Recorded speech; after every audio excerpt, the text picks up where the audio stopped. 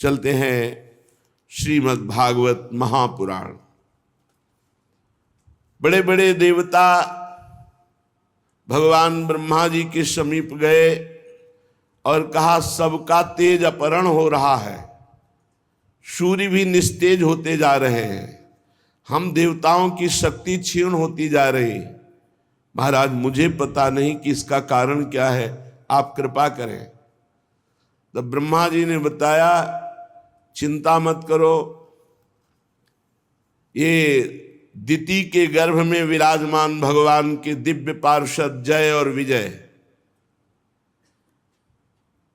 वही अमंगलकारी रूप आचरण करने वाले जब प्रकट होने की भावना कश्यप जी ने बताई तो दिति ने रोक लिया। 100 वर्ष हो गए, प्रसव ही नहीं होने दिया। ये सनक सनंदन सनातन सनत कुमार के शाप से जय विजय दिति के गर्भ में विराजमान है। देख लो, भगवत प्रेमी महात्माओं का अपराध करने पर वैकुंठ से भी नीचे पतन हो गया, जो कदापि ऐसा शास्त्रों में नहीं पाया गया। वैकुंठ में प्रवेश पाने के बाद फिर इस जगत में आना नहीं होता। यद गत्वा न निवर्तन्ते तद धाम परमम मम। लेकिन धाम में भी भगवत प्रेमी महात्मा का अपराध बन गया तो जय विजय को 3 जन्म के लिए दैत्य भाव असुर भाव से इस भूतल पर आना पड़ा। जब ब्रह्मा जी ने समस्त देवताओं को समझाया कि आप शांत हो जाइए, भगवान श्री हरि सबका मंगल करेंगे, ये और कोई अनिष्ट नहीं है। ये दिति ने अपने गर्भ को अपने तपोबल से 100 वर्ष तक रोक रखा है, तो उन गर्भस्थ तेजों में भगवत पार्षदों के प्रभाव से सबका तेज क्षीण हो रहा है। आप शांत होकर के जाइए, कोई चिंता का विषय नहीं है। ब्रह्मा जी के कहने से अंधकार का कारण जानकर देवताओं की शंका निवृत्ति हुई और वो पुनः अपने अपने स्थान को लौट गए। इधर दिति को अपने पतिदेव के कथनानुसार पुत्रों की ओर से भारी अमंगल की आशंका थी। ये सृष्टि का मंगल कर देंगे, ये भगवान के विमुख हैं, ये भगवान से वैर करेंगे, ऐसी आशंका से 100 वर्ष हो गए। गर्भ को गंभीरता पूर्वक धारण की, इनको हम आने ही नहीं देंगे बाहर। फिर जब कश्यप जी ने आदेश किया, ऐसा उचित नहीं है, सब लोगों का वैसे ही अमंगल हो रहा है, पति की आज्ञा का पालन करते हुए उन्होंने जो तपोबल से रोके हुए थी प्रसव किया। यमज पुत्र उत्पन्न हुए, जुड़वे। जो ही उनका जन्म हुआ, जन्म होते ही स्वर्ग पृथ्वी अंतरिक्ष में भारी उत्पात पैदा होने लगे। पृथ्वी कंपायमान हो गई, दिशाओं में आग लग गई, बिजलियां तड़प कर गिरने लगी, आकाश में अनिष्ट सूचक धूमकेतु पुच्छल तारे प्रकट हो गए, बार बार भारी तूफान उठने लगा, जो वृक्षों को उखाड़कर धूल भरी आंधी, बिजली जोर जोर से चमक रही है, घटाएं सघन रूप धारण करके गर्जना कर रही, सूर्य चंद्र आदि का तेज लुप्त हो गया, कहीं कुछ दिखाई नहीं दे रहा, घोर अंधकार जन्म लेते ही जो दिति के गर्भ में विराजमान है, महान तेजस्वी यशस्वी भगवान श्री हरि के पार्षद ही है। बड़ी खलबली मच गई, चंद्रमा के आसपास मंडल बैठने लगे, गीदड़ उल्लुओं की भयानक आवाज, कुत्ते गर्दन उठाकर भूंक रहे हैं, झुंड के झुंड गधे अपने कठोर खुरों से पृथ्वी को खोद रहे, रेक रहे, बड़ा अशुभ। गौएं डर गई, गौओं के दुग्ध की जगह रक्त निकलने लगा, देव मूर्तियां कंपायमान पसीना और आंसू निकलने लगे। शनि राहु आदि क्रूर ग्रह प्रबल होकर बृहस्पति आदि सौम्य ग्रहों को लांघकर वक्र गति से चलने लगे। ऐसा भयंकर उत्पात देखकर केवल सनकादि भयभीत नहीं हुए, क्योंकि उन्हें पता है उन्होंने ही तो शाप दिया है। बिकॉज सबको ऐसा लगने लगा मानो प्रलय का समय आ गया क्या। सनकादि के सिवा एक बार सबको शंका हुई, क्या सृष्टि के प्रलय का समय आ गया क्या। ऐसा अनिष्ट सूचक उत्पात।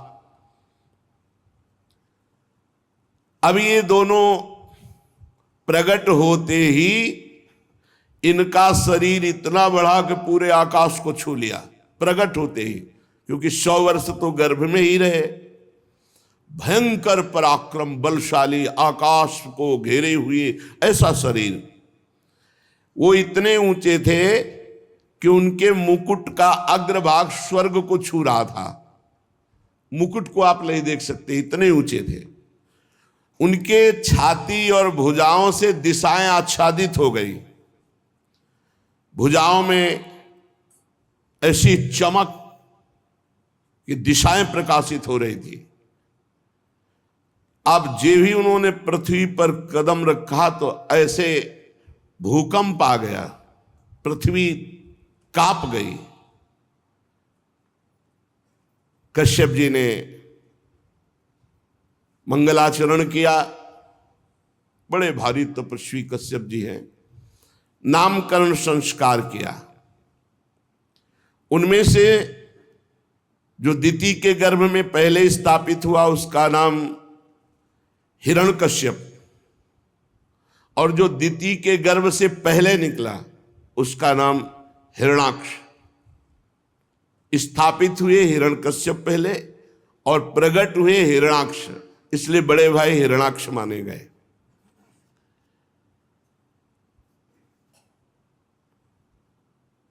हिरण्यकश्यप तो ऐसा मत वाला बलवान कि अपनी भुजाओं के बल से मारता पर्वतों को तो चकनाचूर हो जाते। लोकपाल थर्रा गए हिरण्यकश्यप का बल देखकर। और हिरण्याक्ष तो हाथ में गदा लेकर के हर लोक में जाके गर्जना करता, कोई सामने नहीं आता हिरण्याक्ष के। पैरों की धमक असह थी। वो पैरों में बड़े बड़े नूपुर पहने, विजय सूचक माला धारण किए, विशाल गदा लिए, जिधर जाता कोई उससे लड़ने वाला ही नहीं। हिरण्याक्ष देवता तो ऐसे डर कर भागते जैसे छोटे बच्चे भेड़िए को देखकर डर के, जैसे गरुड़ के डर से सांप, ऐसे देवता भयभीत होकर भागते। हिरण्याक्ष ने देखा कि उसके सामने कोई लड़ने वाला ही नहीं, तो हर लोक में जाकर के गर्जना करता। फिर वो गहरे समुद्र में घुस गया और अपनी गदा का प्रहार लहरों पर करता। सब जलचर जीव घबरा गए। अनेक वर्षों तक समुद्र में घूमता रहा, कोई लड़ने वाला ही नहीं मिला हिरण्याक्ष को। बस वायु वेग से तरंग जो उठती उसी पर गदा का प्रहार करता। जल में घूमते घूमते लोकपाल वरुण जी की विभवापुरी जो राजधानी है वरुण लोक की, उसमें प्रवेश किया। जल के स्वामी वरुण जी ने देखा ये बड़ा मतवाला वीर आ रहा है, लड़ना संभव है। हिरण्याक्ष हंसी उड़ाते हुए कहा, महाराज प्रणाम। एक हाथ से संत भगवंत श्री विग्रह, इनको निषेध किया गया प्रणाम करना। ऐसे एक हाथ से नहीं, हमारे यहां दोनों हाथ जोड़कर प्रणाम, ये उपहास कहा जाता है। संत या भगवान का श्री विग्रह या जो अपने बड़े गुरुजन हैं उनको ऐसे नहीं किया जाता, उनको हाथ जोड़कर प्रणाम किया। उसने एक हाथ से ऐसे उपहास करते हुए प्रणाम मुद्रा में कहा, महाराज मैं एक भिक्षा मांगता हूं, क्या युद्ध की भिक्षा मिलेगी आपसे? आप बड़े लोकपाल हो, बड़े वीर हो, कीर्तिशाली हो, तो आप अपनी मर्यादा रखने के लिए मुझे एक भिक्षा दोगे? आओ हमसे युद्ध करो। मदोन्मत्त हिरणाक्ष को देखकर वरुण जी को क्रोध तो बहुत आया, और उन्होंने विचार किया है जीता नहीं जा सकता, क्योंकि ये भगवान का पार्षद है, इसे तो केवल भगवान ही जीत सकते हैं, दूसरा नहीं। तो उन्होंने कहा चिंता मत करो, तुम्हारे जैसे रणकुशल वीरों को युद्ध में संतुष्ट करके सारी मनोकामना पूर्ण करने वाले एक महावीर हैं। तुम्हारे जैसे वीर वहां घुटने टेक देते हैं। तुम बड़े वीर हो, पर तुम्हें ज्यादा देर नहीं लगेगी वीर सैया में शयन करने की। तुम जैसे दुष्टों को नियंत्रण करने के लिए वो विविध रूप धारण करते हैं। वरुण जी की बात सुनकर के बड़ा प्रसन्न हुआ, बोला बताओ तो जरा ऐसा वीर त्रिभुवन में कौन है जो मेरी भुजाओं को युद्ध में तृप्त कर सके? उनका तृप्त नहीं तो उनके हाथ मारा जाएगा। तो उसने कहा तुम बताओ तो, फिर थोड़ी देर में सूचना तुम्हें मिलेगी कौन मारा गया। इतने में देवर्षि नारद जी आ गए। नारद जी ने कहा वीर का तो पता मैं जानता हूं। नारद जी एक ऐसे महात्मा है, चाहे जहां चले जाए, चाहे जिससे मिले सब सम्मान करते हैं। कंस से भी मिलते, कृष्ण से भी मिलते, सबसे कहीं भी चले जाएं। नारद जी एक ऐसे विश्व पूज्य महात्मा है जहां असुरों के यहां भी इनकी पूजा होती है, कोई इनसे द्वेष नहीं करता। सब जानते हैं कि हित की बात बताएंगे। नारद जी ने बड़े हित की बात बताई।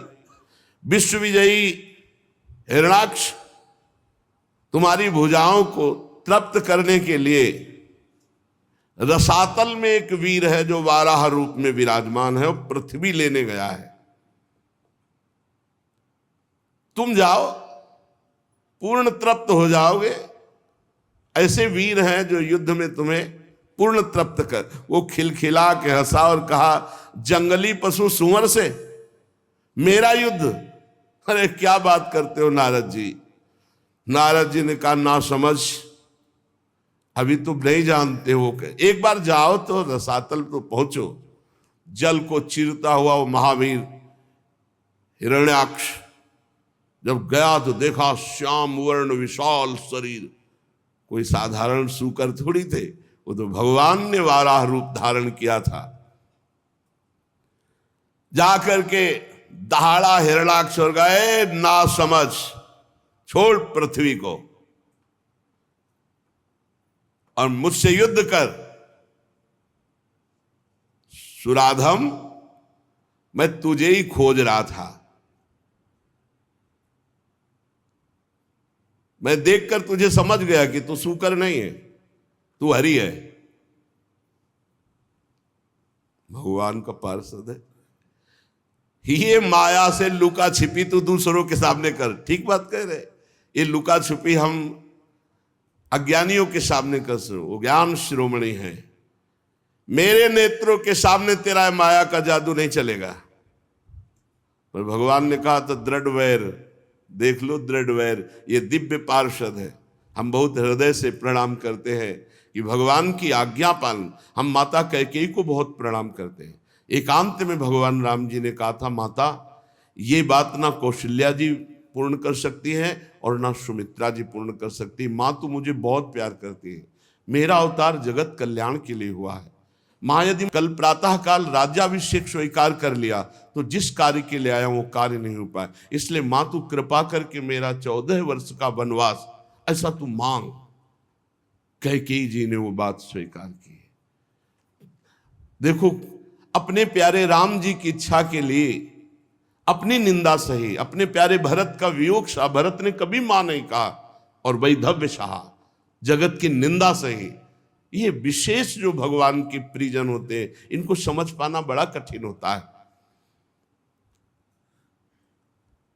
तेरी माया दूसरों के सामने चलेगी, मेरे सामने नहीं चलेगी। मैं तेरा नाश करने के लिए समर्थ हूं, हिरणाक्ष कह रहा है।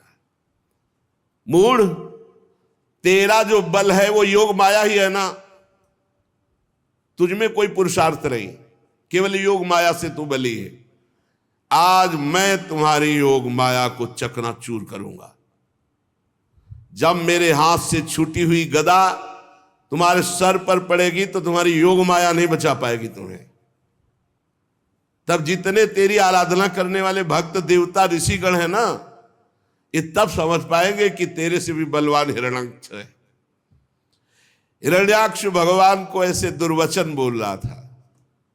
भगवान अपने दांत पर पूरी संपूर्ण पृथ्वी भयभीत हो गई।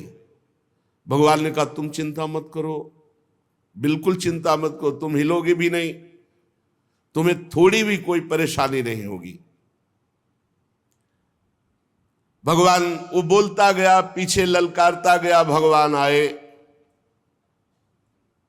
और पृथ्वी को स्थापित किया। तीखी दाढ़ वाला वो हिरण्याक्ष भगवान से कहता जाता है, बड़े वीर हो, तुम्हें भागने में लज्जा नहीं आती,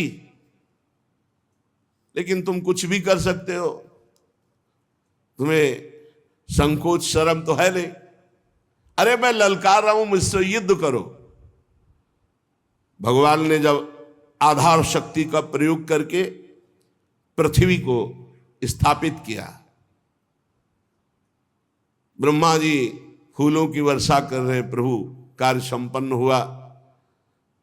मनुष्य रूपा की संतान इसी में पलेगी। आप पृथ्वी लाकर बड़ा जगत का उपकार किया, मंगल किया। फूल बरसते देखकर हिरण्याक्ष ने कहा बहुत अच्छा लग रहा होगा बारा भगवान से, अब मेरी गदा की भी वर्षा सहो। और उसने भगवान को कटु वचन कहते हुए गदा का प्रहार किया। भगवान ने सहज में उसकी गदा फेंकी हुई पकड़ ली। अरे दुष्ट, तुझ जैसे मृत्यु पास में बंधे हुए अपनी आत्म प्रशंसा करने वालों पर महापुरुष जन ध्यान नहीं देते। आत्म प्रशंसा करना अपने सारे पुण्यों का नाश कर लेना है। आत्म प्रशंसा का मतलब होता है अपनी मुख से अपनी बड़ाई करना, कभी नहीं करना चाहिए, इससे सारे पुण्य नष्ट हो जाते हैं। तुम क्या समझते हो हमने ये किया, हमने ये किया, वो सब जा रहा है, सब खत्म हो रहा है।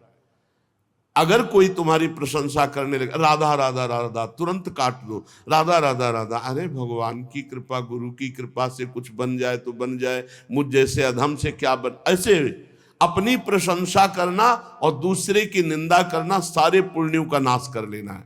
भगवान कह रहे हैं तू अपने मुंह से आत्मश्लाघा कर रहा है,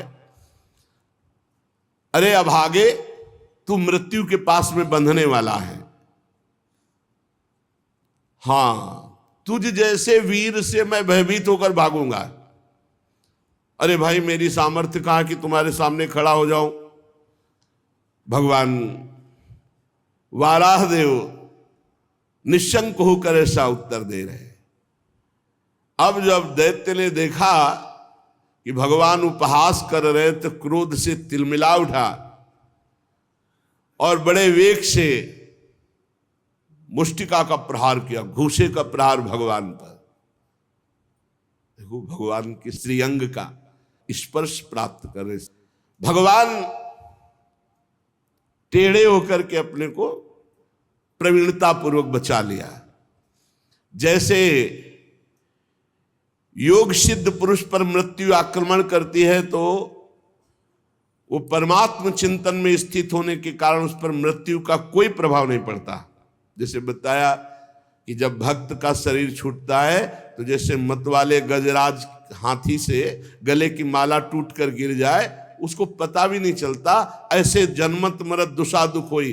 वो योगी को जो जिसका चित्त परमात्मा में लगा हुआ है, भक्त को जिसकी चित्त वृत्ति भगवान में लगी हुई है, और ब्रह्मज्ञानी को जो आत्मबोध प्राप्त है, तीनों को मृत्यु का दुख नहीं होता। अब तो वो क्रोध से ओट चबाता हुआ हिरण्याक्ष गदा लेकर बार बार घुमाकर भगवान पर झपटा। प्रभु वो गदा प्रहार कर ही पाता कि अपनी गदा से उसकी दाईं भौं पर प्रहार किया, पर हिरण्याक्ष ने अपनी गदा में वो प्रहार रोक लिया।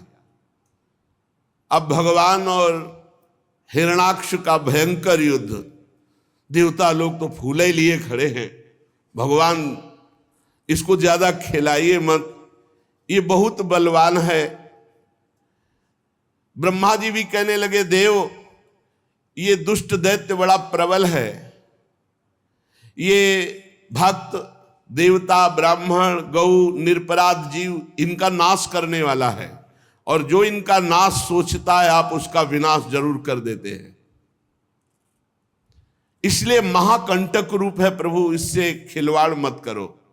ये दुष्ट बड़ा मायावी घमंडी निरंकुश है प्रभु, आप ऐसे खिलवाड़ कर रहे हैं जैसे कोई गरुड़ सांप के बच्चे से खेले। प्रभु आप खिलवाड़ मत करो, हे देव ये महाबलवान है। ब्रह्मा जी के कपट रहित वचन सुनकर भगवान मुस्कुराते हुए कटाक्ष किया कि आप शांत रहिए। झपट करके निर्भय विचरण करने वाले हिरणाक्ष की ठुड्डी पर कौमुदकी गदा से प्रहार किया। हिरणाक्ष ने ऐसी गदा मारी कि गदा भगवान की दूर गिरी जाकर चक्कर काटती हुई, पर हिरणाक्ष रुक गया और कहा और अस्त्र उठाओ, हम युद्ध का धर्म जानने वाले हैं, नियत्थे पर वार नहीं करते। भगवान उसकी इस बात पर मुस्कुरा दिए और कहा बहुत धर्म बुद्धि रखते हो। स्मरण किया अपने पार्षद सुदर्शन चक्र का, गर्जना करते हुए सुदर्शन जी भगवान के हाथ में विराजमान हुए। सुदर्शन चक्र उपस्थित हुआ, भगवान के हाथ में चक्कर लगाने लगा, किंतु फिर भगवान ने विचार किया कि अपने प्रिय पार्षद को अभी और खिलाया जाए, इसलिए सुदर्शन जी को फिर कहा अच्छा शांत हो जाओ, अंतर ध्यान। सुदर्शन, अरे हम ऐसे भगवान के दास हैं, दिव्य भगवान के पार्षद, ये सब दिव्यास्त्र किनके लिए है? भक्तों की रक्षा, भगवान को अपनी रक्षा करनी है क्या? अरे हम सबकी रक्षा के लिए ही है तो हैं। हिरणाक्ष ने देखा कि कमल दल लोचन हरि ने सुदर्शन को बुलाया और फिर शांत कर दिया, तिलमिला उठा और दांतों से ऊँट चबाने लगा, मानो भगवान को अब भस्मी कर देगा, और उछल कर बोला, ले अब तो नहीं बच सकता। भगवान के ऊपर गदा का प्रहार किया, भगवान ने अपने हाथ से गदा को रोक ली, पुनः वापस फेंक दिया। भगवान सर्वशक्ति संपन्न है। महादैत्य हिरणाक्ष का घमंड बढ़ता जा रहा है और भगवान पर विविध प्रहार कर रहा है। कभी त्रिशूल भगवान पर मारता है, कभी गदा, कभी मुष्टिका का प्रहार, घूंसे का प्रहार करता है। भगवान उसके इन प्रहारों को सह रहे हैं, खिलवाड़ कर रहे हैं। उसने आसुरी माया का जाल प्रकट किया मायापति भगवान पर। भगवान ने सुदर्शन जी को आज्ञा की, माया का नाश कर दो। माया का नाश कर दिया। दीति का हृदय कांप उठा। भगवान ने किसी अस्त्र शस्त्र से हिरणाक्ष को नहीं मारा, उल्टा हाथ ऐसे उपेक्षा करते हुए उल्टा हाथ एक जे ही तबाचा मारा, उल्टा चक्कर चक्कर खाता हुआ हिरणाक्ष खून उगलते हुए गिर पड़ा और निष्प्राण हो गया। ब्रह्मा जी, समस्त देवता श्री भगवान पर पुष्पों की वर्षा की। देवता लोग कहने लगे, प्रभु नमस्कार नमस्कार नमस्कार। ये नमस्कार तभी करते हैं जब इनका विरोधी मारा जाता है। बड़े आनंद की बात प्रभु, आपने हम लोगों को बड़ा सुख प्रदान किया हिरणाक्ष का उद्धार करके। वाला भगवान पृथ्वी को स्थापित करके, हिरणाक्ष का उद्धार करके सब देवताओं से विनती सुनते हुए अंतर्ध्यान हो गए। अब पृथ्वी पाकर के महाराज स्वयंभू मनु बड़े प्रसन्न हुए, क्योंकि इसी से अन्न आदि, जिससे हमारा मनुष्यों का जीवन पोषण होता है और यही संतति की वृद्धि आदि। विदुर जी भगवान के बड़े भक्त हैं, भगवान श्री कृष्ण के अनन्य भक्त हैं। महर्षि द्वैपायन के ये पुत्र हैं, साक्षात धर्म हैं, कृष्ण भक्तों के अनुगामी हैं। तीर्थ सेवन से अंतःकरण पवित्र और हो गया है। अब वो तत्वज्ञानियों में श्रेष्ठ मैत्रेय जी से सर्व पाप नाशकारी भगवान की लीलाओं के विषय में प्रश्न करते हैं।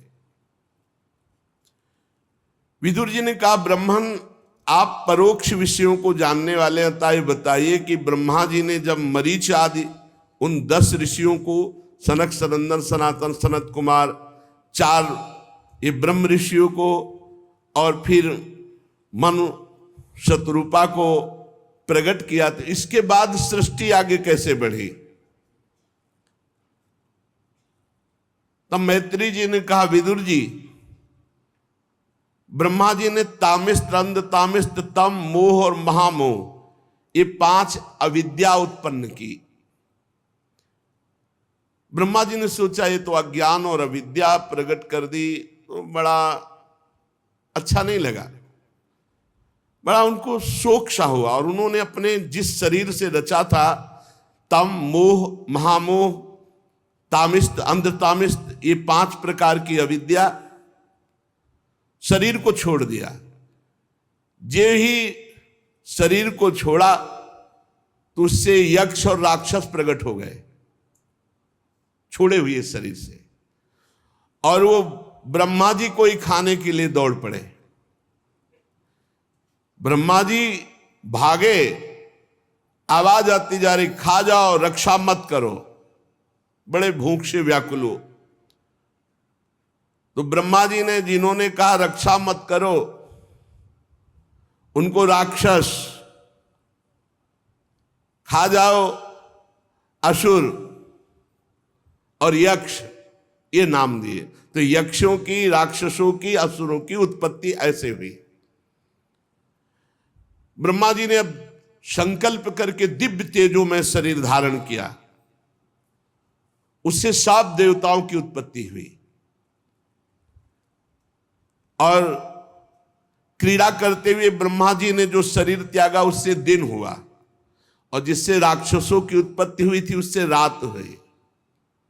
दिन रात की उत्पत्ति, यक्ष, असुर, राक्षसों की उत्पत्ति और देवताओं की उत्पत्ति। फिर ब्रह्मा जी के जघन देश से अत्यंत अज्ञानी, कामासक्त, राक्षसी स्वभाव के लोगों की उत्पत्ति हुई। अब वो इतने कामी थे कि ब्रह्मा जी को दौड़ा लिया। ये देखकर ब्रह्मा जी हंसे कि ये निर्लज्ज हमारे पुत्र होकर हमारे पीछे दौड़ रहे हैं, कामासक्त होकर। उन्होंने भगवान का स्मरण किया, भगवान बचाओ, ये सृष्टि रचना है, इसीलिए भगवान का ये बगीचा है, इसमें हर प्रकार के फूल हैं। भगवान का स्मरण करना पड़ा। जो जघन देश से पैदा हुए वो ब्रह्मा जी के ऊपर काम भाव से भागे। ब्रह्मा जी भागे, देखा बच नहीं पाएंगे तो भगवान को पुकारा, प्रभु रक्षा करो, आपने कहा था सृष्टि रचना, और ये ऐसी सृष्टि है कि हमारे कोई तंग करने चले हैं। त्राहिमाम त्राहिमाम, ये हमारे ऊपर ही पाप दृष्टि कर लिए, नाथ एकमात्र आप ही बचा सकते हो। ब्रह्मा जी को आतुर देख करके भगवान ने कहा, संकल्प करो, शरीर को छोड़ो ना। संकल्प किया, उस शरीर को जे भी छोड़ा तो शरीर एक दिव्य सुंदरी स्त्री के रूप में हो गया, जिसका नाम हुआ संध्या देवी। संध्या देवी, बड़ा सुंदर रूप संध्या देवी का, अलौकिक नवीन अवस्था। उन काम पीड़ितों ने स्वीकार किया संध्या देवी को। कुबुद्धि दैत्यों ने इस स्त्री रूपणी संध्या के विषय में तरह तरह के तर्क करके फिर आदर पूर्वक उनको स्वीकार किया।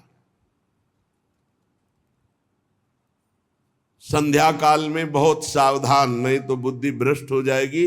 खान पान भोग सामग्री ये दुनिया का उस समय नहीं, भगवत चिंतन, नहीं तो राक्षसी बुद्धि पैदा हो जाएगी। प्रातःकालीन संध्या, सायंकालीन संध्या, इन दो में तो बहुत सावधान होकर 5 मिनट ही सही नाम जप करे, भगवान सूर्य को प्रणाम करे।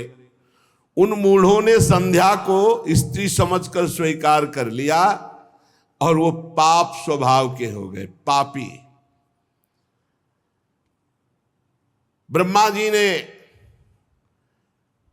अपनी दिव्य कांति पुनः प्रकट की और हंसे।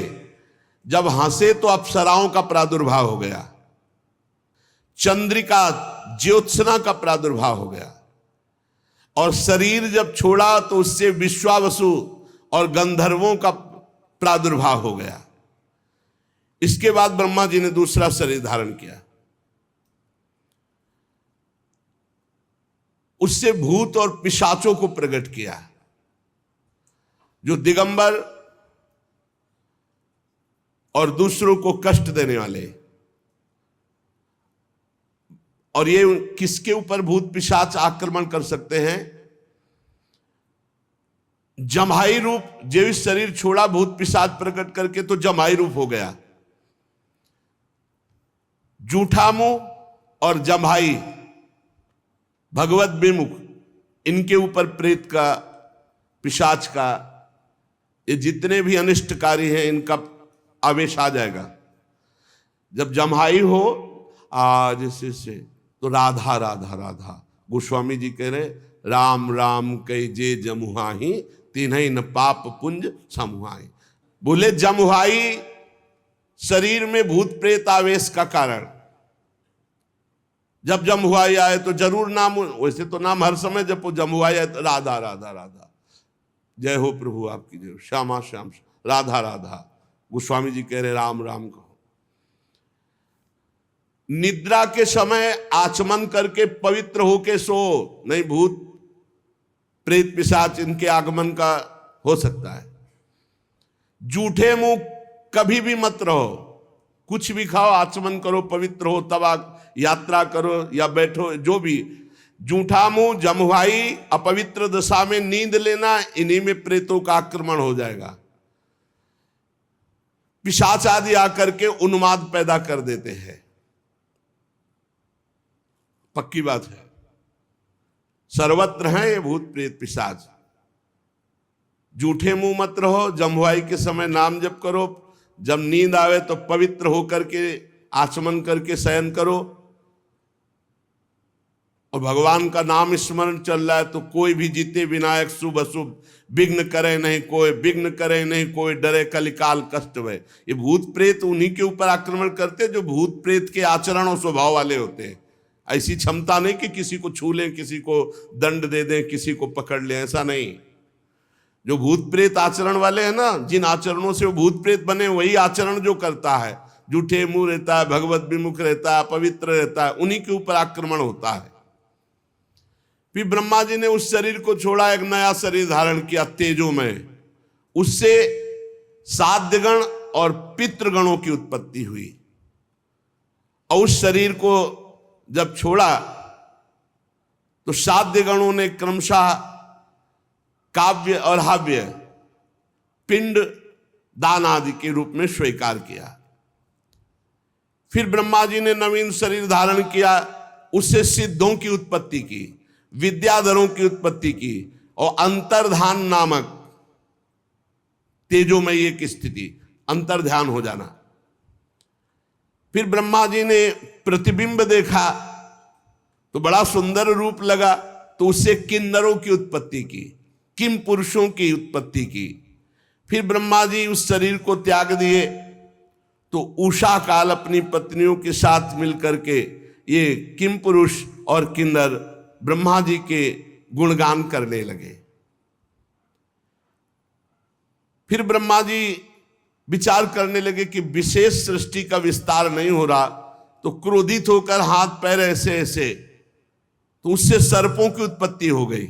ऐसे किया, फण वाले सर्प, बिना फण वाले सर्प, बड़े भयंकर क्रूर स्वभाव के नाग, इनकी उत्पत्ति हो गई। क्रोधित होकर हाथ पैर ऐसे अवयवों को फैलाकर, हाथ पैरों को फैलाकर जब ऐसे ऐसे किया तो उससे नाग उत्पन्न हो गए, सर्प उत्पन्न हो गए, फण रूप धारण किए हुए बड़े भयंकर विषधारी।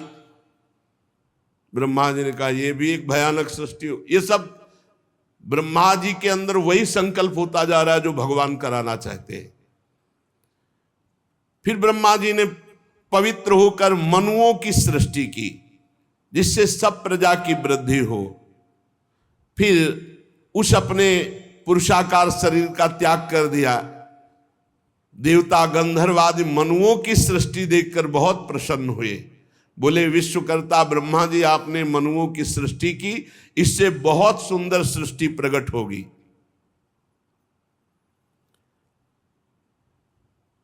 भगवान स्वयंभू मनु का वंश बड़ा आदरणीय माना गया है। इसी से मैथुन धर्म से प्रजा की उत्पत्ति हुई है।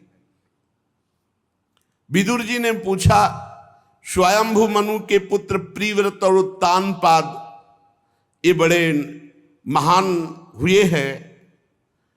फिर आपने बताया कि देहूति जी करदम जी को ब्याही गई थी, तो देहूति जी तो बड़े योग लक्षण से संपन्न महापुरुष थी, उनका करदम जी से कैसे ब्याह हुआ, और देहूति और करदम जी से कौन कौन सी संतानें हुई।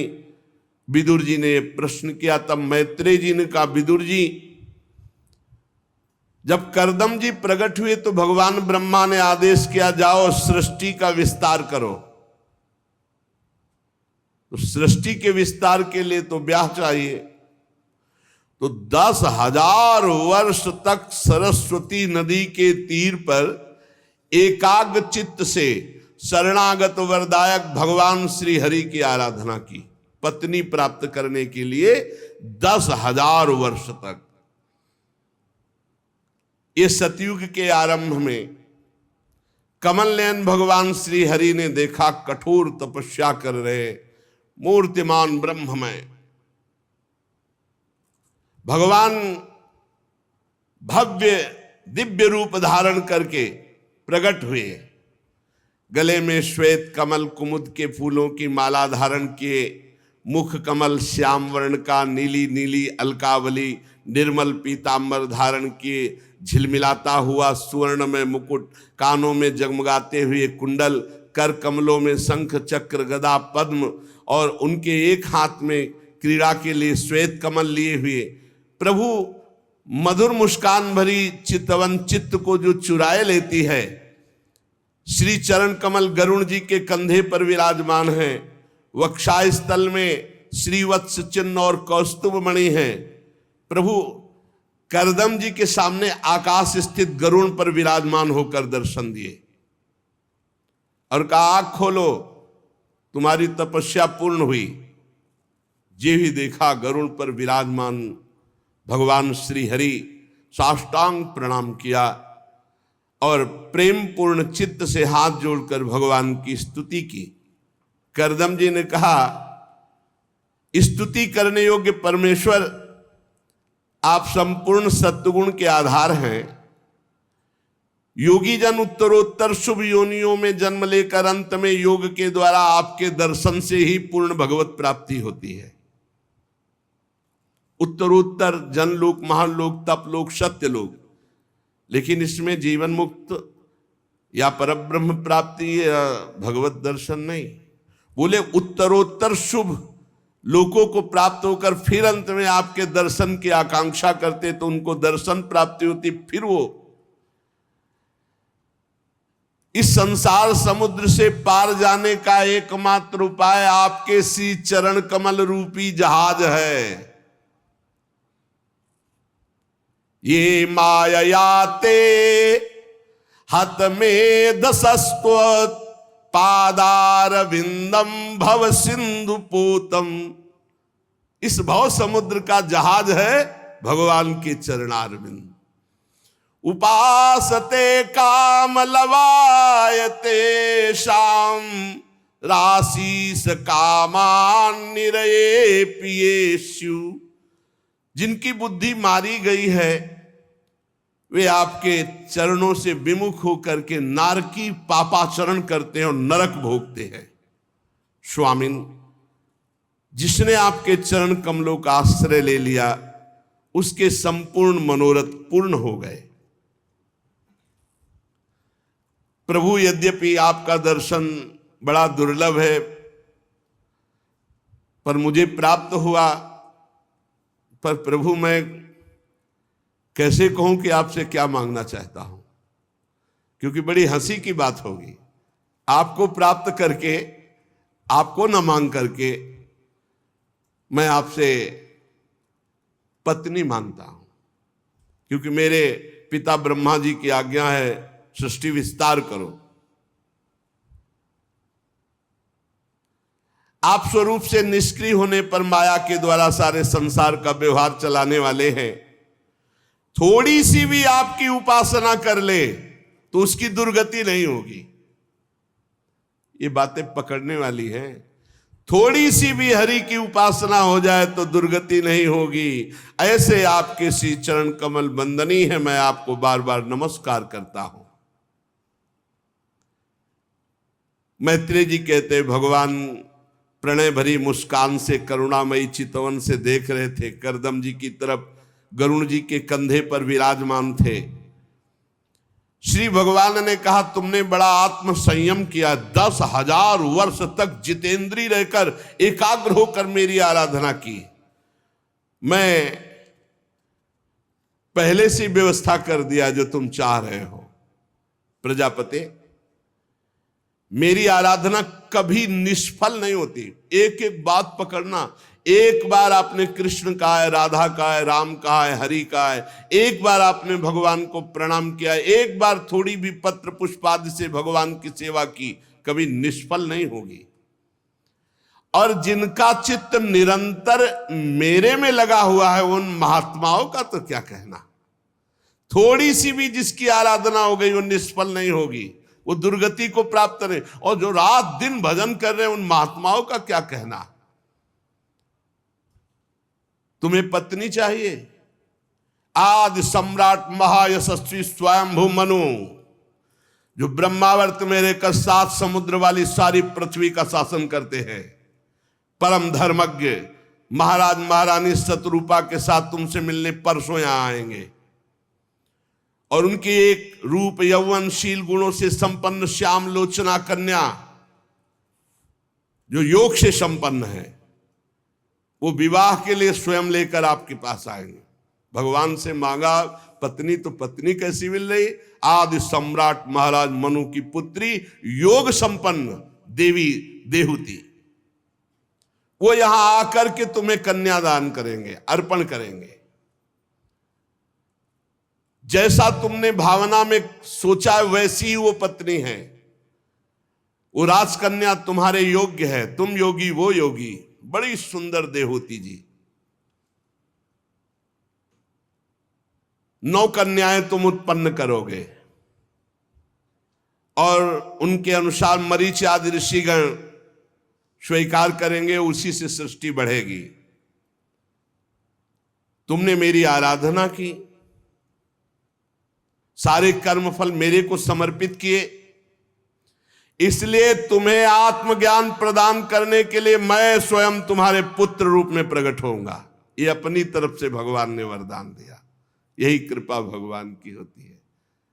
जीव जब विषय मांगता है तो भगवान विषय के साथ अपनी कृपा दे देते हैं, जिससे उसका परम कल्याण हो जाता है। इसीलिए किसी और से मत मांगिए, मांगिए तो प्रभु से मांगिए और प्रभु के ऊपर छोड़ दीजिए। पूरा करें या ना करें, श्रद्धा पर फर्क ना पड़े तो महामंगल हो जाएगा। भगवान कह रहे कि मैं स्वयं तुम्हारे यहां पुत्र रूप से अवतरित होऊंगा। विदुर जी कर्दम ऋषि से इस प्रकार कहकर भगवान श्रीहरि सरस्वती नदी से अंतर्ध्यान हो गए। गरुड़ जी पर तो विराजमान ही थे। भगवान बड़े करुणामय हैं। हमें लगता है कि अगर विषय भी मांगे तो भगवान से ही मांगे। देखो विषय तो दिया ही, और स्वयं कह रहे कि मैं स्वयं आऊंगा। पुत्र रूप में भगवान कपिल के रूप में आए और बहुत सुंदर ज्ञान का उपदेश करके दोनों को, करदम जी को भी और देवहूति जी को भी परम पद प्रदान किया। श्री हरि के चले जाने पर बताया था परसों आएंगे महाराज मनु शतरूपा देवहूति को लेकर के, इंतजार करने लगे। मनु जी भी महारानी शतरूपा के साथ सुवर्ण जटित रथ पर सवार होकर अपनी कन्या को बिठा करके विचरते हुए शांति प्राण महर्षि करदम जी के आश्रम पर पहुंचे। वहीं बिंदु सरोवर बन गया। कब? जब 10,000 वर्ष तपस्या का फल मांगा पत्नी, तो भगवान के आंसू गिर पड़े कि गजब है मेरी प्रचंड माया की लीला कि मैं सामने हूं और मेरे 10,000 वर्ष मेरे को प्रसन्न करने के लिए तप किया और उसका फल मांगा पत्नी। तो जो आंसू की बूंद गिरी उसी से बिंदुसर तीर्थ बन गया। बिंदु सरोवर बड़ा पवित्र तीर्थ है, बड़ा ही सुंदर आश्रम जहां करदम जी विराजमान है। उन्मत्त मयूर पक्ष फैला फैला कर जगह जगह नृत्य कर रहे हैं। कोकिला कुहुक रही है। कदम्ब चंपक अशोक करंज बकुल अशन कुंद मंदार कुटज, इनके बड़े बड़े वृक्ष हैं। जलकाग बतख हंस कुरर जलमुर्ग सारस चकवा चकोर चकवी ये सब कलरव कर रहे हैं। और वहां जंगल में हरिण सुअर स्याही नीलगाय हाथी लंगूर सिंह वानर नेवला कस्तूरी मृग सर्प ये सब दिखाई दे रहे हैं। ऐसा घोर जंगल जहां करदम जी वास कर रहे हैं। मनु जी वहां पहुंचकर देखा तपस्या से अस्थिमात्र हुए रहे शरीरा। करदम जी का शरीर ऐसा, एक वलकल की लंगोटी, पूरा शरीर कृश, गर्मी सर्दी बरसात सब सह रहे। विशाल नेत्र, सिर पर जटा सुशोभित, वलकल का चीर धारण किए हुए प्रसन्न मुद्रा में स्वयंभू मनु पधार रहे। ये देख करके अर्घ दान किया। राजा का भगवान का स्वरूप माना जाता है। अर्घ दान किया और प्रणाम मुद्रा में होकर के कहा आतिथ्य स्वीकार कीजिए। मनु जी ने करदम जी के द्वारा दी हुई पूजा स्वीकार करके फिर करदम जी की पूजा की। राजा ऋषि को भगवान का स्वरूप मान करके, तो ऋषि राजा को भगवान का स्वरूप मानकर दोनों की आराधना। करदम जी ने कहा देव आप भगवान श्री हरि की पालन शक्ति स्वरूपा है, राजा है। निसंदेह सज्जनों की रक्षा और दुष्टों का संहार करने के लिए भगवान ही राजा रूप से विराजमान है। मैं आपसे जानना चाहता हूं कि आपकी क्या सेवा करूं, आपका प्रयोजन क्या है, मेरे लिए आज्ञा क्या है।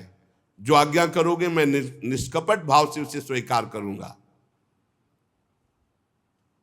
मनु जी ने कहा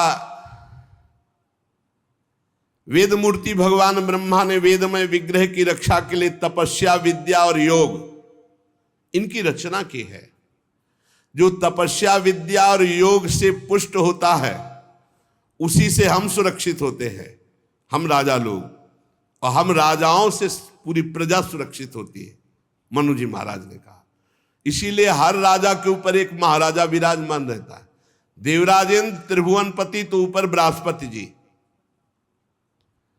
महाराज विदेहराज जनक तो सदानंद जी, चक्रवर्ती सम्राट महाराज दशरथ तो वशिष्ठ जी, हर जगह।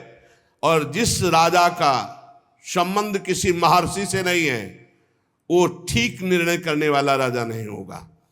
किसी राजा के ऊपर जब महाराजा का शासन होता है तो शास्त्र सम्मत प्रजा पालन रूपी परम धर्म का वो निर्वाह कर पाता है। जो तपस्वी है, जो विद्या योग और गुणों से संपन्न है, ऐसे महापुरुष के द्वारा हम राजा लोग सुरक्षित होते हैं, हम राजाओं के द्वारा पूरी प्रजा सुरक्षित होती है, ऐसा महाराज मनु जी ने कहा। वैसे मुझे कोई संदेह नहीं, क्योंकि आपके दर्शन मात्र से मेरे हृदय में अपार आनंद है, मनु जी महाराज ने कहा। आपका दर्शन अजितेंद्रीय पुरुष को हो ही नहीं सकता है। मेरा बड़ा भाग्य है जो आप जैसे महर्षि का दर्शन, चरण स्पर्श और रज माथे पर चढ़ा सका। मेरे भाग्योदय से ही आपका दर्शन हुआ है। प्रभु, ये मेरी कन्या है और इसके वर के लिए मैं बहुत चिंताग्रस्त हो रहा था। भगवत इच्छा से मेरे हृदय में आया कि ये कन्या मैं आप ऋषि को प्रदान करूं। ये प्रियव्रत उत्तानपाद की बहन है, अवस्था, शील, गुण, योग सब पूर्ण है। क्या आप इस कन्या रत्न को स्वीकार करते हैं? महाराज मनु जी ने प्रार्थना की कर्दम ऋषि से। और ये भी आपको बहुत प्रेम करती है, क्योंकि एक बार देवर्षि नारद जी ने आकर आपकी शील, विद्या, रूप, आयु, गुण, तपस्या का वर्णन किया, तब से इसने मन में आपको ही पति के रूप में वर्ण किया है। मैं बड़ी श्रद्धा से अपने इस कन्या रत्न को समर्पित करता हूं, आप इसे स्वीकार करें और गृहस्थोचित कार्य के लिए आप सब प्रकार से समर्थ हैं, अर्थात योग संपन्न है, आप सब व्यवस्था कर सकते हैं। जो प्राप्त भोग का तिरस्कार करके फिर दूसरों के आगे हाथ फैलाता है तो उसका मान भंग होता है। प्राप्त भोग का, तो जो भोगों का त्याग करता है उसी को तो विरक्त कहते हैं। मैंने सुना है, देखो आगे जो बोल रहे, मैंने सुना है आपकी विरक्ति एक सीमा तक है क्योंकि आप विवाह करना चाहते हैं। अब ये बात समझ लीजिए, क्योंकि आपका ब्रह्मचर्य एक सीमा तक है। ये बात नहीं, मनु जी ऐसे कैसे बोल सकते? आप नैष्ठिक ब्रह्मचर्य का नियम नहीं लिए हुए हैं, इसीलिए मैंने आपसे आप प्रार्थना की कि एक कन्या रत्न मैं आपको प्रदान करता हूं। कर्दम मुनि ने कहा ठीक है, मैं भी विवाह करना ही चाहता हूं, और आपकी कन्या का अभी तक किसी पुरुष ने वाग्दान नहीं लिया, इसलिए हम ब्राह्म विधि से विवाह करेंगे। ये सर्वश्रेष्ठ विधि होती है। ब्राह्म विधि, दैव विधि, आर्ष विधि, प्राजापत्य, आसुर, गांधर्व, राक्षस और पैशाच, ये 8 प्रकार की विवाह की विधियां हैं। इसमें सबसे श्रेष्ठ विधि होती ब्राह्म विधि, जिसमें मध्यस्थ ब्राह्मण होता है जो मंत्रों के द्वारा पाणी ग्रहण संस्कार कराता है, और पिता सम्मान के साथ कन्यादान करता है और वर पाणी ग्रहण स्वीकार करता है, वो वैदिक सिद्धांत के अनुसार। राजन, हमारी कन्या आभूषण आदि शोभा को तिरस्कृत करने वाली सुंदरी है। आभूषणों से श्रृंगार करने पर सुंदरता बढ़ती है, लेकिन हमारी कन्या इतनी सुंदर है कि आभूषणों का तिरस्कार करती है और वो आपके योग्य है। एक बार ये महल पर विराजमान छत में थी कि विश्वावसु गंधर्व ऊपर से विमान से निकले और हमारी कन्या को देखा, मूर्छित होकर छत पे गिर गए। इतनी सुंदर देहूती जी है। और इस समय मैं स्वयं आकर प्रार्थना कर रहा हूं कि आप स्वीकार करें, तो इसका मतलब आप स्वीकार करेंगे।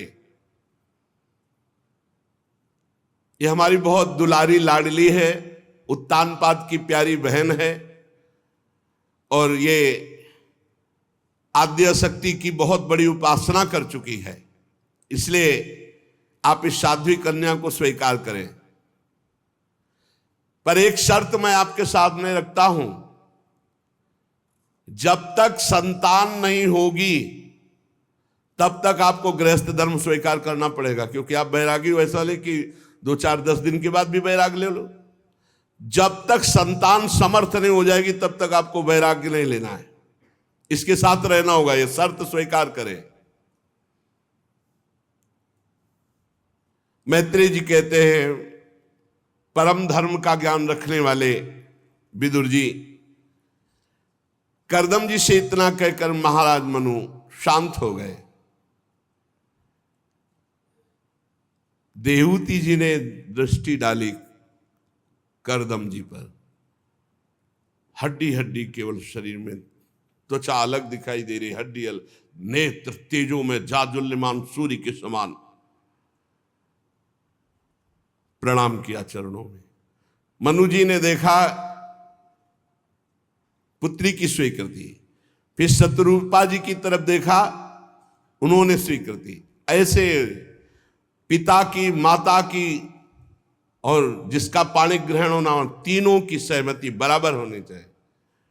देखो कलयुग का माता पिता से कोई मतलब ही नहीं है, और एक और पापाचरण चल गया है, लिव इन रिलेशन। भगवान बचावे, कैसा कलयुग का तूफान चल रहा है कि पवित्रता, धर्म, मर्यादा, इसका कोई मतलब नहीं। कैसी सुंदर पवित्र पद्धति है।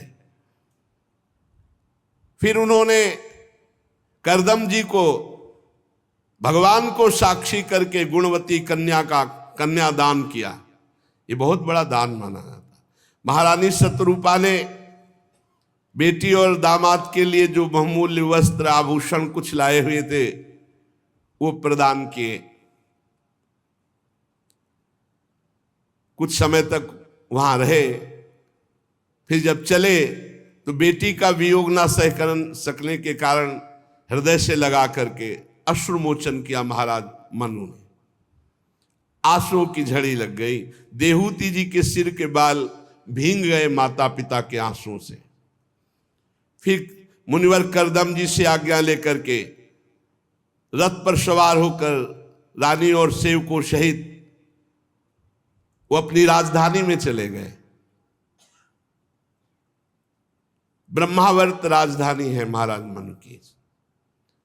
सब प्रकार की संपदाओं से भरी हुई ब्रह्मावर्त क्षेत्र में बरहिस्मती, बड़ी संपत्ति।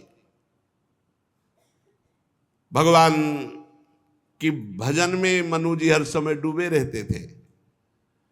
जीवी नगरी में प्रवेश हुए, सबने स्वागत किया महाराज मनु शत्रुपा का। अब भगवान श्री हरि में जिनका चित्त लगा है, करदम जी कोई वार्ता नहीं की देवती जी से, ध्यानस्थ। और नशा चढ़ा हुआ है भजन का, 10,000 वर्ष तक भगवान के ध्यान। और ये भी देखने के लिए इनका कितना पति प्रेम है। साध्वी देहूती जी करदम जी की सेवा में लग गए।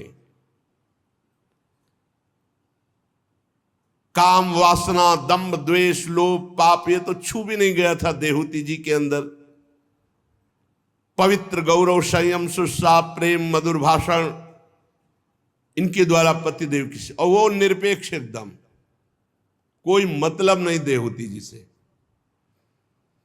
देवती समझती थी कि मेरे पति कौन है, योगी है, इसलिए शांत, कोई चाह नहीं, कोई मांग नहीं, बस सेवा ही सेवा। बहुत समय तक, अब कहां राजकुमारी, कहां ऋषि के पास, तो उनका भी शरीर दुर्बल हो गया। खान पान वहां हलवा पूड़ी थोड़ी रखे, कंदमूल फल ऋषि के पास। और सुना कैसा जंगल, जहां सिंह, भालू, सांप सब। करदम जी बहुत दिनों के बाद दृष्टि डाली देहूती जी पर, जब उनका भी शरीर ऐसा सूख के हो गया। तब करदम जी बोले, मनुनंदिनी, तुमने आज तक हमसे कुछ कहा नहीं,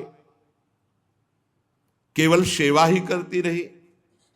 शरीरधारियों को शरीर बहुत प्रिय है, आपने सुखा दिया मेरी सेवा में। इतना सुंदर शरीर, तुमने कोई क्षीण होने की परवाह नहीं की।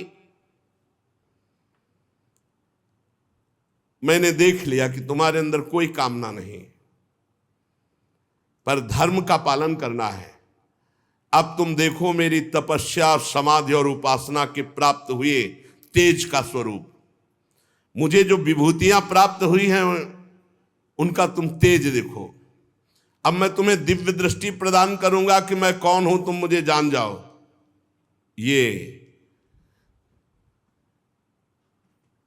जब देख लिया सेवा में पूर्ण समर्पित, कोई कामना नहीं, तब कहा अभी तक तुम कर्दम को ऋषि स्वरूप में जो देखती रही हो, अभी तो तुम देखा नहीं, मुझे जाना नहीं। आज मैं दिव्य दृष्टि प्रदान करता हूं, देखो मैं कौन हूं। त्रिभुवन में कोई ऐसा पद और कोई ऐसा भोग नहीं है जो मैं तुम्हें प्रदान न कर सकूं। अब मैं तुम्हें वो सब भोग प्रदान करूंगा जो चक्रवर्ती सम्राट के पास भी नहीं है। कर्दम जी समस्त योग विद्याओं में कुशल प्रवीण सिद्ध महापुरुष। देहूती जी ने कहा स्वामी मैं जानती हूं मेरे स्वामी कितने समर्थ हैं, मुझे अपने स्वामी के सुख के अलावा कोई आकांक्षा नहीं। ये धर्म पत्नी का स्वरूप है, अपने प्रिय पति की प्रसन्नता के अलावा कोई आकांक्षा नहीं। आप जिसमें प्रसन्न है उसी में मैं प्रसन्न हूं। पर प्रभु मेरे पिताजी की बात याद कीजिए, आपने प्रतिज्ञा की थी कि मैं गृहस्थ धर्म का आदर करता हूं, उसे स्वीकार करता हूं, तो आज तक स्वीकार नहीं किया। तो क्या प्रभु गृहस्थ धर्म की पूर्ति होगी? जो हमारा गृहस्थ धर्म का लाभ है, क्या हमें संतान प्राप्त होगी? कर्दम जी ने कहा अवश्य। तो बोले प्रभु शरीर तो योग्य ही नहीं है, आपकी भी शरीर अस्थिमात्र और इधर भी शरीर सूख गया है, ना भवन है, वृक्ष के नीचे रह रहे। प्रभु क्या ऐसे गृहस्थी होती है? देवती जी ने प्रश्न किया। कर्दम मुनि ने मुस्कुरा करके कहा अच्छा तो तुम हमारी गृहस्थी देखना चाहती हो? इशारा किया, 9 खंड का विमान जैसे 9 लोक हो, ऐसे विमान की रचना हो गई, उड़ेगा जहां चाहेंगे। 9 लोक हो ऐसा विमान, ऐसा नहीं कि कोई छोटा मोटा 10-5 लोग बैठ जाएं ऐसा विमान। 9 खंड का विमान, मानो 9 लोक हो और वो उड़ेगा। और विश्व में कोई यहां से लेकर ब्रह्मलोक तक ऐसा भोग नहीं जो 9 खंडों में ना हो। अत्यंत सुंदर रत्न, अत्यंत सुंदर वस्त्र धारण किए हुए लाखों करोड़ों दासियां मणि के खंभों से सुशोभित, और हर खंड में हर ऋतु, इतना बड़ा खंड, कहीं वर्षा हो रही, कहीं शरद, कहीं शिशिर, हर ये देखो कर्दम जी का जितनी दिव्य सामग्रियां, वो सब सोचने मात्र से भोग प्रकट हो जाए। रसगुल्ला बने तैयार हैं, बनाने की जरूरत नहीं, गैस सिलेंडर चूल्हा की जरूरत नहीं, योग सिद्धि। सब रेशमी वस्त्रों से सुसज्जित फूलों की माला पहने हुए सुगंध परायण सेवक सेविकाएं प्रकट हो गई लाखों की संख्या में। सुंदर पलंग सैया, सब मूंगे की देहलियां, हीरे के किवाड़, इंद्रनील मणि के शिखर, स्वर्ण के कलश। महाराज आंखें चकाचौंध हो गई देवती जी के कि मेरे पति कितने सामर्थ्यशाली है। पर अपनी तरफ देखा कि तो उनका देवी ये बिंदु सरोवर इसमें स्नान करके आओ। जे भी देहूती जी उस सरोवर में प्रवेश किया तो उस समय उनके फटे पुराने वस्त्र जो पहना गए थे महाराज, वही सिर के बाल चिपक कर जटा हो गए थे, शरीर में मैल, शरीर कांतिहीन। जे भी गोता लगाया तो 1000 दिव्य देवियां उनके साथ ऐसे करके उठी, तो 1000 दिव्य देवियां, और शरीर नव किशोर अवस्था, कमल की सी गंध, तेजो में कांति। देवती जी देख करके चकाचौंध हो गई कि सरोवर में कौन सी जड़ी बूटी की एकदम। और वो सब देवियां हाथ जोड़कर खड़ी हुई और कहा हम आपकी दासियां, आप हमारी स्वामिनी, आज्ञा कीजिए। जो बाल जटाएं बन गए थे एकदम घुंघराले मुलायम केस, सब चमत्कार हो गया संकल्प मात्र से। अब दिव्य निर्मल वस्त्र धारण की हुई दमकती हुई देहूती जी, ये भगवान का भजन करने से लोक परलोक समस्त सुख प्राप्त होते हैं, पर एक बार तो डट के भजन करे। हरिवंश महाप्रभु कहते हैं, ई परलोक सकल सुख पावत, मेरी सु भैया कृष्ण गुण संचु। दिव्य भोजन सामग्रियां, इतने प्रकार के अमृत, इतने स्वादिष्ट आसो पीने वाले, इतने पदार्थ पाने वाले, बिना बनाए सब। अब देहूती जी ने जे ही दर्पण दिखाया, उन देवियों ने जे ही अपना स्वरूप देखा तो खुद लज्जा युक्त हो गई। इतना सुंदर स्वरूप देहूती जी का, कांतिमान, दिव्य आभूषणों से सुशोभित, मुख सुंदर, दंतावली, शास्त्रों देवियां स्तुति कर रही हैं। करदम जी ने अब देहूती जी को देखा, विवाह काल से अभी तक गृहस्थ धर्म की दृष्टि से नहीं देखा, दृष्टि अलग अलग। बड़े प्रेम से हाथ पकड़कर विमान पर चढ़ाया और करदम जी ने 9 रूप धारण किए अपने। अगर भगवान की आराधना तो फिर संसार का भी जो सुख है ना, वो सब प्रसादे सर्व दुखा नाम हानि रस्य उपजाते। जैसे ऐसे बर्फी खाओ और राधा वल्लभ जी को भोग लगा के पाओ तो प्रसाद हो गई, वो प्रसाद दुख का। अब ये सब प्रसाद है। चढ़ गए विमान पर, चल पड़ा विमान नौखंड का। कुबेर की घाटियां, इंद्र की घाटियां, कामदेव की शीतल मंद सुगंध वायु, सब आकाश गंगा, पाताल गंगा, जहां मनावे वहां घाटियों पे, विमान पे 9 रूप धारण करके बड़े बड़े सिद्ध गणों के विमान आसपास विनय करते हुए जा रहे हैं। करदम जी का विमान वैश्रम्भक, सुरसन, नंदन, पुष्पभद्र, चैत्र थे देवताओं के उद्यान में। विदुर जी, ये भगवान के भवभयहारी पवित्र चरणों का आश्रय लेने का फल है। कौन सी ऐसी त्रिभुवन में वस्तु है जो भगवान के भक्त को न प्राप्त हो जाए। महायोगी करदम जी ने सारे भूमंडल में, सारे द्वीपों में, सारे लोकों में अपनी प्रिया को घुमाया। देहूती जी को कहा, चलो आज ब्रह्मलोक चलते हैं, आज महारलोक चलते हैं, आज सुरसन वन, आज नंदन वन। आनंद मच रहा है। भजन का फल है। भजन नहीं करोगे तो लोक पर लोक सब बिगड़ जाएगा। भजन जरूरी है। 9 रूपों में देहूती जी के साथ नौखंड के विमान में बहुत वर्षों तक भ्रमण करता रहा विमान। पेट्रोल डीजल की जरूरत नहीं, संकल्प से चल रहा है। विमान में न ड्राइवर है और न पेट्रोल डीजल की जरूरत है। बोले चलो ब्रह्मलोक, पहुंच गया ब्रह्मलोक, अमुक घाटी, वहां पहुंच गया। ऐसे, और खतरा कुछ है नहीं कि अगर विमान बीच में फेल हो गया तो सब नष्ट हो जाएगा। नहीं, बहुत सुंदर व्यवस्था भगवान की। इसलिए भजन कर लो। घाटा तो है ही नहीं भजन करने में। भगवान न प्राप्त हुए तो ऐसा वैभव प्राप्त होगा, ऐसा भजन प्राप्त होगा कि अगले जन्म में भगवान प्राप्त हो जाएंगे। नामे भक्ता प्रणश्यति, थोड़ा भी भजन करने वाले का नाश नहीं हो सकता। इसलिए मान लो राधा राधा राधा, कृष्ण कृष्ण कृष्ण। कामदेव और रति भी ललचाए, ऐसी व्यवस्था थी उन विमान में। कामदेव और रति भी ललचाए, ऐसी व्यवस्था थी। कितने वर्ष तक विहार हुआ? सैकड़ों वर्षों तक। 10,000 वर्ष तो तपस्या किए हैं, तो अगर 10,000 वर्ष विहार करे तो कौन सी बड़ी बात है। और ये सब समय ऐसा लगा मानो मिनट भर में निकल गया भोगों में। करदम जी ने विचार क्यों, विचारवान भक्त होता है। विचार, इतना लंबा समय, ऐसी ऐसी सुख सुविधाएं, फिर भी मन में तृप्ति नहीं, इंद्रियों में वही लालसा। अब 9 कन्याएं प्रकट हुई श्री देहूति जी से।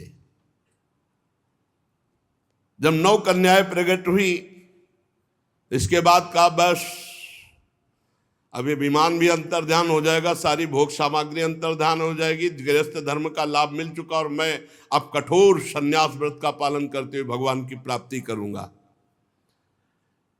देहूति जी के आंसू आ गए और उनका भगवान अभी नहीं, आपने जो प्रतिज्ञा की थी वो निर्वाह कर दी, लेकिन मेरे को अभयदान देने वाला भी कौन आया है? ये कन्याएं तो मैं दे दूंगी, लेकिन मेरे को अभयदान, फिर इनके लिए वर, कन्याओं के लिए? प्रभु नहीं नहीं, अभी आप संन्यास नहीं ले सकते, अभी आपके धर्म की पूर्ति नहीं हुई। परमात्मा से विमुख रह करके कोई अगर पुरुष ऐसा बोले तो बात अलग है, आप तो परमात्मा के सम्मुख और आराधना कर चुके हैं।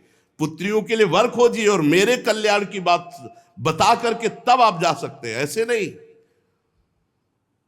अज्ञानवश यदि आप जैसे महापुरुषों का संग हो जाए तो अमोघस्य वो संगता प्रदान करके भगवत प्राप्ति कराता है। प्रभु ना तो अभी हमारी पुत्रियों का ब्याह हुआ है और ना हमें अभी ज्ञान हुआ है भगवत प्राप्ति का, इसलिए मैं अभी आपको जाने के लिए अनुमति नहीं दी। और बिना पत्नी की अनुमति के सन्यास लिया नहीं जाता। ये जो मनमानी करते हैं उनको भगवत प्राप्ति नहीं होती। देहूति जी ने जब ऐसी बात की तो करदम जी ने कहा एक बात याद आ रही है, उस समय आप नहीं थी, भगवान के जब हमें दर्शन हुए और उन्होंने आपका परिचय बताया कि आप पत्नी रूप में प्राप्त होंगी, तब उन्होंने ये कहा था 9 कन्याएं होंगी और 10वें में मैं स्वयं आऊंगा तुम्हारा उद्धार करने के लिए। दूसरे ही रात कुमारी तुम खेद मत करो, तुम्हारे कल्याण और हमारे कल्याण के लिए अविनाशी भगवान पधारने वाले हैं। तुम अब व्रतों का पालन करो, संयम से रहो, निरंतर नाम जप करो, भजन करो। अब भगवान आने वाले हैं जो हमारे तुम्हारे अहंकार की, देहाभिमान की ग्रंथि का भेदन करेंगे। बहुत प्रसन्न हुई देहूति जी, पूर्ण विश्वास था कि मेरे पति साक्षात भगवान ही हैं। निर्विकार जगत गुरु भगवान श्री पुरुषोत्तम की आराधना में जो हर समय लगा हुआ है वो भगवान का ही स्वरूप। तस्मित् जने भेदा अभावात्। जैसे काष्ठ से अग्नि प्रकाशित होती है, ऐसे ही देहूति जी से भगवान प्रकट हुए। मेघ गर्जना होने लगी, गंधर्वगण गान करने लगे, अप्सराएं नृत्य करने लगी, आकाश में देवताओं के नगाड़े बजने लगे, दिव्य पुष्पों की वर्षा हुई। सरस्वती नदी के तट पर करदम जी के आश्रम में स्वयं भगवान ब्रह्मा जी आए और साक्षात परब्रह्म परमात्मा भगवान श्री हरि सांख्य शास्त्र का उपदेश करने के लिए अपना अवतार धारण कर रहे हैं, इसलिए सबने आकर के वहां वंदना की। ब्रह्मा जी ने कहा, प्रिय करदम, तुमने जो तपस्या की, दूसरों का मान दिया, उसका फल ये हुआ कि आज स्वयं भगवान तुम्हारे यहां पधारे। वो कितना मंगलमय गृहस्थ जीवन जिसके घर में भगवान पधारे या भगवान का कोई प्रेमी भक्त पधारे। सो कुल धन्य उमा सुन जगत पूज्य सुपनीत। वो जगत पूज्य परम पावन कुल है जिसमें भगवान का कोई प्रेमी भक्त पधारे। ये तो साक्षात भगवान पधार रहे हैं। मैं जानता हूं संपूर्ण प्राणियों की निधि भगवान कपिल के रूप में अवतीर्ण हो रहे हैं। ये भगवान का अवतार कपिल देव जी के रूप में है। ब्रह्मा जी ने देहूति से कहा, राजकुमारी, ये तुम्हारी पति भक्ति का फल है कि स्वयं भगवान तुम्हारे गर्भ से प्रकट हो रहे और वो तुम्हारे अज्ञान की ग्रंथि का छेदन करेंगे, बड़े बड़े सिद्धों को, सांख्याचार्यों को उपदेश देंगे। इनका नाम कपिल भगवान होगा। ब्रह्मा जी इस प्रकार सब विनय करके देवताओं के साथ हंस पर आरूढ़ होकर ब्रह्मलोक चले गए। करदम जी ने उनकी आज्ञा के अनुसार मरीच आदि प्रजापतियों के साथ अपनी 9 कन्याओं का विवाह किया। कला नाम की कन्या मरीचि को, अनुसुईया नाम की कन्या अत्रि ऋषि को, श्रद्धा नाम की कन्या अंगिरा ऋषि को, हविर्भू नाम की कन्या पुलस्त ऋषि को समर्पित की, और पुलह को उनके अनुरूप गति नाम की कन्या दी। क्रतु के साथ परम साध्वी नाम की कन्या का विवाह किया। भृगु जी को ख्याति नाम की कन्या और वशिष्ठ जी को अरुंधति नाम की कन्या समर्पित की। अथर्वा ऋषि को शांति नाम की कन्या, जिससे यज्ञ कर्म का विस्तार किया जाता है। कर्दम जी ने 9 कन्याओं का 9 महर्षियों से विवाह करके खूब सत्कार किया। विवाह हो जाने पर सब ऋषि कर्दम जी की आज्ञा लेकर आनंद पूर्वक अपने अपने आश्रमों को चले गए। कर्दम जी ने देखा कि साक्षात देवादिदेव भगवान श्री हरि ने ही अवतार लिया है, तो अपने पुत्र कपिल भगवान के पास एकांत में गए और एकांत में प्रणाम किया और कहा, प्रभु, अपने पापों के कर्मों के कारण दुखमय संसार में नाना प्रकार से पीड़ित होते हुए इन मनुष्यों पर आप कृपा करके ये रूप धारण किया है। वैसे तो आप हमें सौभाग्य दिया कि मैं पिता हूं, पर मैं जानता हूं आप कौन हो, इसलिए एकांत में आपको मैं प्रणाम कर रहा हूं। भक्तों की रक्षा करने वाले, हम विषय लोलुपों के द्वारा होने वाली अपनी अवज्ञा का कुछ भी ना विचार करके, क्या कर्दम जी कह रहे, अवज्ञा, क्योंकि आप प्रकट हुए थे, मैंने आपको न मांगकर पत्नी मांगी थी, तो आपने हमारी रक्षा के लिए आज हमारे घर पर अवतीर्ण हुए। वास्तव में आप भक्तों का मान बढ़ाने वाले हैं। प्रभु, प्राकृत रूप से रहित अलौकिक रूप, भक्तों को प्रिय लगने वाला, आप तत्व ज्ञान की इच्छा से प्रकट हुए हैं। आप में समग्र ज्ञान, समग्र वीर, समग्र यश, समग्र वैराग्य, समग्र ऐश्वर्य विराजमान है। नाथ, मैं आप भगवान कपिल की शरण ले रहा हूं। आज मैं तीनों ऋणों से मुक्त हो गया। जिसे भगवत प्राप्ति हो जाती वही तीनों ऋणों से मुक्त होता है, ध्यान रखना। क्या आपकी आज्ञा हो तो मैं सन्यास ग्रहण करूं अब, क्योंकि मैं सन्यास धारण करके कठोर व्रत के द्वारा आपकी आराधना करना चाहता हूं। श्री भगवान ने कहा, मुने, वैदिक लौकिक कर्मों में संसार के लिए मेरे वचन ही प्रमाण हैं। इसलिए मैंने तुमसे कहा था मैं तुम्हारे यहां जन्म लूंगा, और मैंने सत्य किया, मैं प्रकट हुआ हूं। इस बार मेरा जन्म हुआ है उपदेश देने के लिए। मैं जीवन मुक्त, स्थूल सूक्ष्म कारण तीनों शरीरों से रहित आत्मानुभव, सांख्य शास्त्र, आत्मज्ञान का सूक्ष्म मार्ग जो लुप्त हो गया है, उसे वर्णन करने के लिए, स्थापित करने के लिए मैं प्रकट हुआ हूं। जाओ, मैं आज्ञा देता हूं। इच्छा अनुसार संन्यास धर्म स्वीकार करो और समस्त इच्छाओं का त्याग करके दुर्जय मृत्यु को जीतकर मेरे को प्राप्त हो। सामने बैठे हैं, कह रहे मेरे को प्राप्त हो। यही अर्जुन जी से कह रहे, भजन के बिना नहीं। भगवान सामने बैठे, कह रहे इच्छाओं का त्याग कर मेरा भजन करते हुए मेरे को प्राप्त हो। इच्छा ही बंधन है।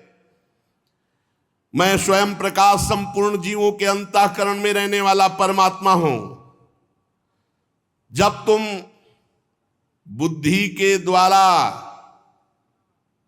समस्त इंद्रिय और मन को समेटकर मेरे में लगा दोगे तो अंतःकरण में ही तुम्हें मेरा साक्षात्कार हो जाएगा, हृदय में ही।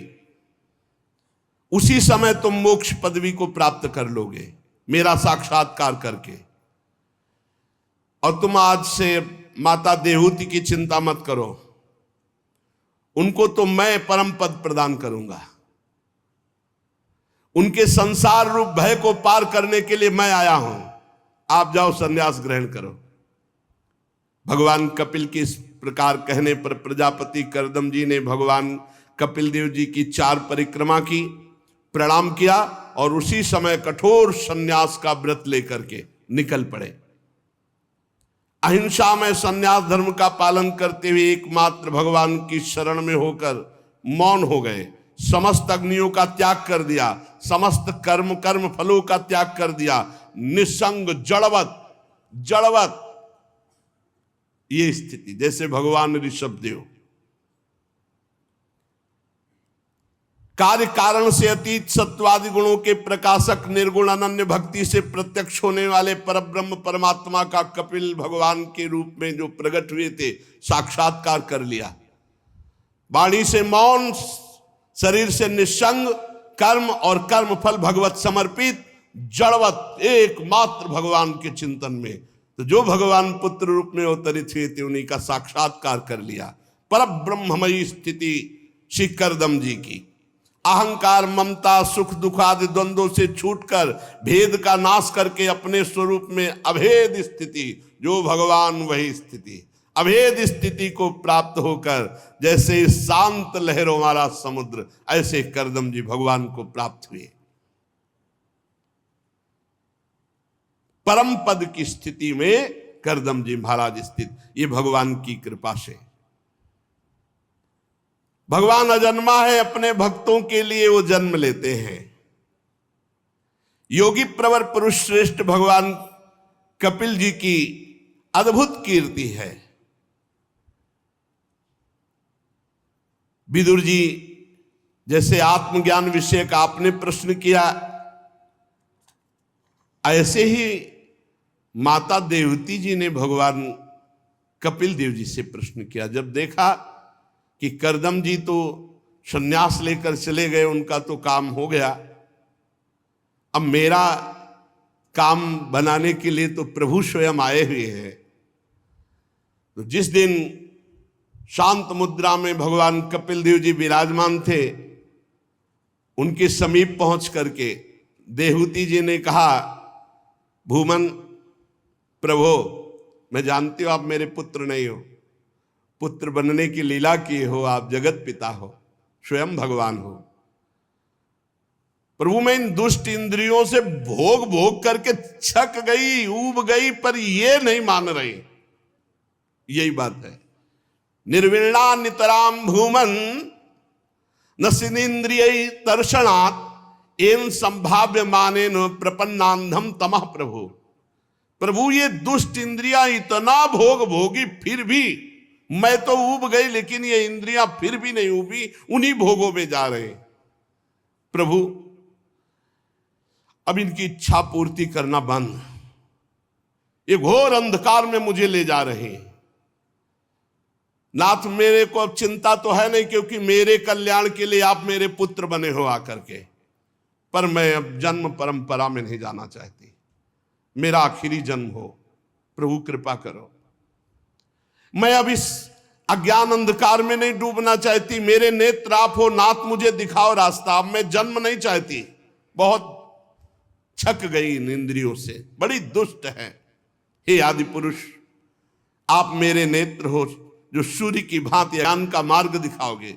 ये अज्ञान का नाश कर, अज्ञान अंधकार का नाश करके ज्ञान रूपी प्रकाश करने वाले, जो मैं देह में फंस गई, ये दुराग्रह कैसे मिटेगा?